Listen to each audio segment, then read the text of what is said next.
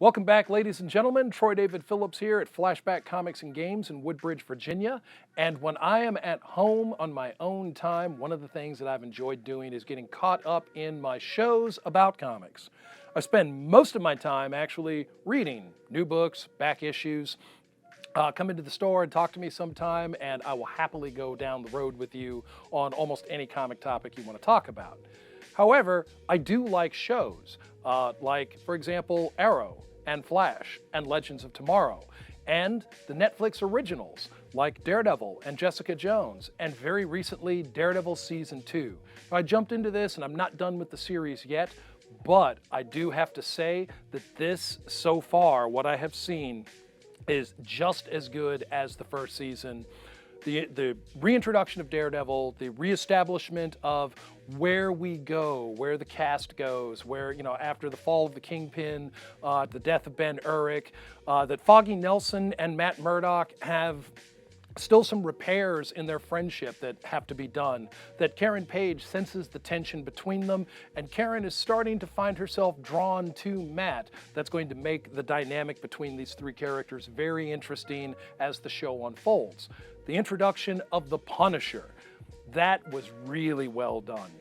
Now, the Punisher has a very long Marvel history from Amazing Spider-Man 129 all the way through to now, and everyone seems to have their favorite iterations of the Punisher, their favorite time periods for the Punisher. A lot of people are big on the original Grant Zek limited series, The Circle of Blood, or the Garth Ennis Punishers. But regardless of what your favorite Punisher is, this introduction of the Punisher, this version of the Punisher, makes himself a very solid, a very worthy opponent for Daredevil. I don't even know where to begin with this. The character's canniness, the character's wherewithal, the character's deadliness is all showcased quite well in just the first couple of episodes. We get a couple of fights, Daredevil and the Punisher. We see the two characters fighting each other, while at the same time the police are opening fire on the rooftop that they're fighting on. You're gonna not be disappointed with that. You're gonna see how the crime of Hell's Kitchen, as it evolves with the absence of the Kingpin, how it draws on the two characters, pulling them into collision, really, from their opposing sides, into direct collision with each other.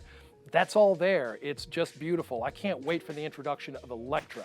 That's something that I know is coming in this series. Elektra is an incredibly fascinating character, created as she was by writer-artist Frank Miller. She makes for some very interesting dynamic with Daredevil as a love interest that has become an adversary, who is also trained, who's also steeped in the mystic martial arts, as Daredevil, trained by Stick, was.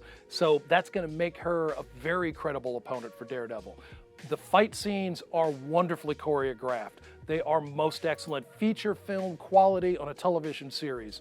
Ordinarily, a complaint of mine is that television fight scenes just aren't filmed very well. There's a limit as to what you can do versus what you can do when something is shot on film, and when you give it a much bigger budget and probably a little more running screen time, where you can unfold and not worry about commercial time or about having too much violence for network sensibilities, etc.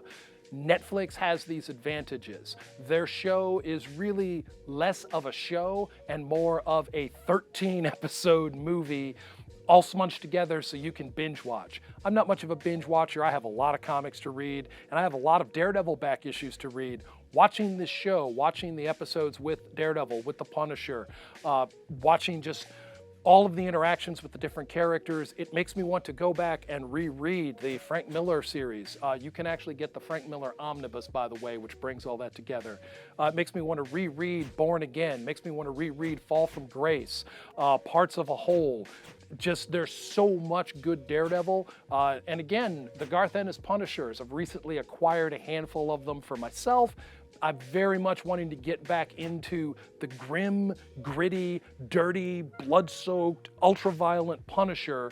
That character is an interesting psychological case study. I'm not a student of psychology, but I gotta say, the way the better writers have handled this character and his outlook, yeah, you're gonna wanna get into this too. So, Flashback Comics and Games, Troy David Phillips, Netflix, Daredevil. Watch that.